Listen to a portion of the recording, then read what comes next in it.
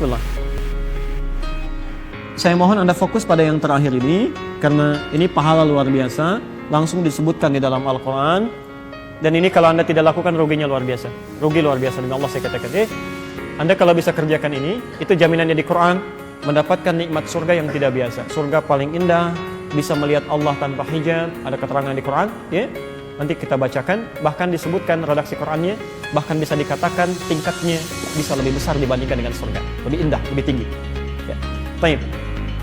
Tadi ibadahnya di waktu apa namanya? Sahar. Kalau dijamakan jadi apa? Ashar. Quran surah ke-51 ayat 18. Ayat 18 itu amalannya. Kalau ingin ayat lengkapnya dengan anugerahnya, Anda bisa mulai dari ayat 15. Jadi di situ langsung disebutkan pahalanya, di surganya di mana, kenikmatannya seperti apa, dari ayat 15 sampai ayat 23. Di antara amalannya yang fokus kita sekarang ayat ke-18. Innal muttaqina fi jannatin wa 'uyun. Ada sementara orang takwa yang nanti tinggal di taman surga. Saya mau tanya, tujuan dari puasa itu supaya apa? La'allakum tattaqun. Al-Baqarah ayat 183. Tattaqun 19 kali diulang dalam Al-Quran. Baik, sekarang lihat. Nanti kalau Anda bisa takwa, di antara orang takwa ini ada yang tinggalnya di taman surga.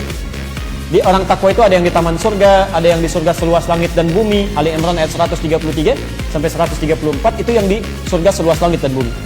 Yang di taman surga itu lebih indah. Perhatikan kalimatnya. Akhidhina ma atahum rabbuhum. Di antara perbedaan taman surga dengan surga yang lain, taman surga ketika Anda membutuhkan apapun itu Allah langsung memberikan tanpa perantara. Kun fayakun, jangan dibayangkan. Ya, langsung diberikan. Tapi surga lain yang lebih rendah di bawahnya itu yang melayani pangeran surga, namanya Wildanul Mukhalladun. Ya. Jadi kalau Anda misalnya butuh mau minum sesuatu, maka dia datang. Kalau perempuan, pangeran surga, laki-laki bidadari surga. Bi aqwabi wa adari qawaka min na'im. Datang membawakan gelas-gelas yang berkilauan dengan emas yang luar biasa, dihiasi mutiara-mutiara yang berkemilauan. Mala 'ainan ra'at wala udhunun sami'at wala khatara 'ala qalbi bashar. Gak pernah kelihatan oleh mata, terdengar oleh telinga, bahkan terlintas dalam benak kita. Jadi Anda bayangkan sekarang pun, itu gak akan pernah seperti itu. Tapi ini tidak. Dia langsung bisa melihat Allah tanpa hijab bahkan. Quran surah 75 Al-Qiyamah ayat 22 sampai ayat 23. Di mushaf standar paling kiri sebelah atas. Wujuhun yawma idzin nadirah. Orang yang nanti Anda bisa saksikan wajah berbinar-binar. Berbinar berbiasa. Bukan karena masuk surganya. Ila rabbiha nadirah. Dia bisa lihat Allah langsung tanpa hijab. Tanpa hijab. Ila rabbiha nadirah. Allahu Akbar. Apa amalannya? Di antaranya Quran surah 51 ayat yang ke-18 itu. Wabil ashari hum yastaghfirun. Dan di waktu-waktu sahar itu mereka memperbanyak istighfar kepada Allah. Allahumma shalli ala Muhammad, istighfar. Minta ampun, istighfar. Jadi kalau bisa, saya sarankan Anda bagi dua waktu sahar. Sebagian buat makan, sebagian buat istighfar. Misal Anda makan 20 menit pertama, silakan nikmati, nyaman. Setelah itu selesai Anda tutup. Siapkan diri Anda untuk mendekat pada Allah. Itu waktu-waktu paling luar biasa. Bahkan di hadis qudsi nanti saya bacakan di akhir hadis qudsinya. Dan orang yang pertama menerima dari Nabi itu 31 orang sahabat senior. Dari Abu Bakar, Umar, Uthman, Ali dan lain sebagainya. Itu Masya Allah. Perhatikan ya. Yanzilu tabaraka wa ta'ala. Allah subhanahu wa ta'ala senantiasa mengamati ya, senantiasa mengamati ila sama'i dunia, ke langit dunia di akhir sepertiga malam, akhir menjelang fajar tadi, dan mulai berkata pada hambanya, fayaqulu ya ibadi, hai hambaku, siapa yang memohon rahmat kepadaku aku berikan, yang meminta aku kabulkan, wa man istaghfara li ghafartu lah, dan bila ada orang yang memohon ampunan kepadaku, aku ampuni seketika dosa-dosanya. Aku ampuni seketika dosa-dosanya. Saya mau kepada yang pertama dulu, jika Anda bisa maksimalkan di sini amalan Qur'annya, wabil ashari hum yastaghfirun. Mereka beristighfar. Maaf, kalau mereka itu satu orang atau dua orang? Artinya Anda bisa amalkan bersama keluarga. Dengan cuma sendiri-sendiri. Coba lihat ya, dampak efeknya kepada kita itu ketika Anda duduk selesai makan dengan keluarga, mulai simpan makanan, teguhkan hati kita. Yuk kumpul bareng-bareng, mulai ayahnya dulu. Memberikan gambar, maaf kalau selama ini papa punya salah termasuk pada kalian anak-anakku, mohon dimaafkan. Barangkali diamanahi oleh Allah sebagai seorang ayah, tapi belum bisa jadi ayah yang baik dalam pandangan Allah. Mohon doakan Bapak. Sekiranya diambil lebih dulu, diampuni dosa-dosa Bapak. Ada rezeki yang belum sampai pada kalian. Ya Allah, mohon ampun. Ibunya sambung, Pak, Mama juga mohon maaf. Sekiranya belum bisa menjadi istri yang sempurna, Mama bagi kalian yang baik. Tolong doakan supaya lebih baik merawat kalian. Yang paling indah ketika anak-anak akan besar. Maaf Pak, kami juga mohon maaf. Ya Allah ampun, belum bisa jadi anak yang saleh, belum bisa menghafal Quran, memberikan mahkota di kemudian hari. Ya Allah ampuni kami. Ketika semuanya sudah larut dalam kebaikan, tiba-tiba semuanya mengatakan, Ya Allah ampuni kami, ya Allah. Ya Allah ampuni kami, astagfirullah. Astagfirullah. Itu Masya Allah, turun ampunan Allah bagi satu keluarga.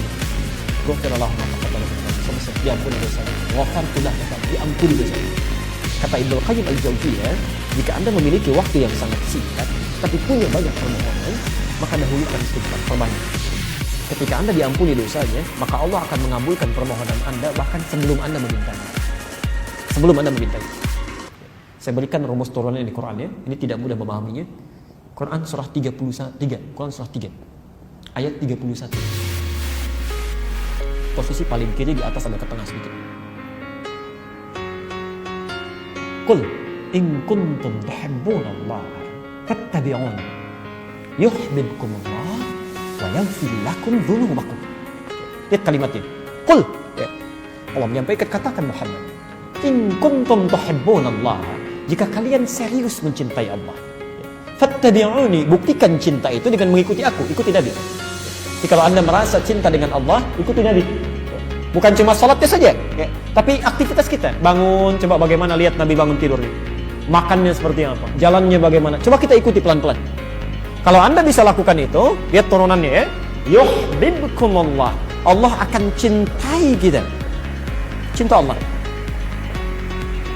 Sekarang perhatikan persamaan ini. Saya pernah terangkan ini juga dalam kesempatan yang lain. Kalau Allah sudah mencintai seseorang, maka ternyata yang pertama diberikan itu bukan dunia. Bukan. Wa yaghfir lakum dzunubakum, Allah akan ampuni dosanya. Ampunan dosa. Jadi kalau Anda dicintai oleh Allah, maka pertama yang dilakukan diampuni dosa itu.